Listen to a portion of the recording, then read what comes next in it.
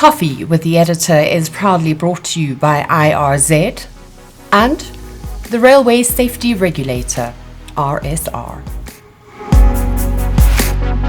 So Chuck, you're from Navis. Thank you so much for joining me here at African Ports and Rail Evolution here in Durban.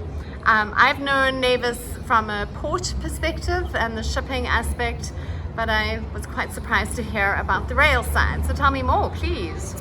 Great, thank you for letting me spend a few minutes with you on rail. Navis has been around for 31 years and we're the #1 provider of terminal operating systems for ports around the world. But many ports have on-dock rail. And for years and years we've had a rail product. We've got about 125 sites live around the world using our rail product.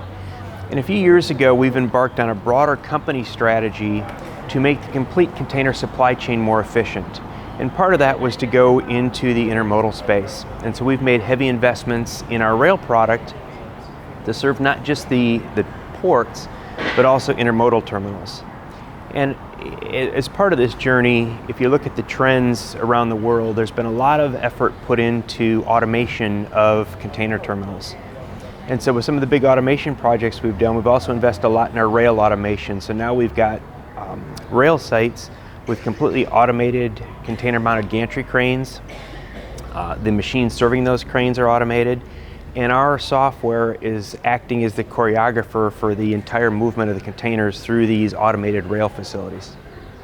In Africa, are you busy trying to still break into the market, or are you active in the African markets?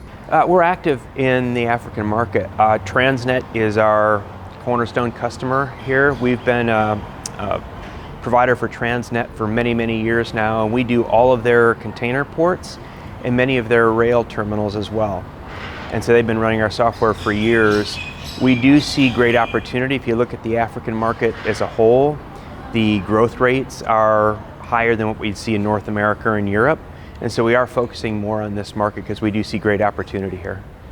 If we had to talk about the fourth industrial revolution and the Internet of Things, two catchphrases that seem to be everywhere, where does Navis integrate into that, and what does the future hold?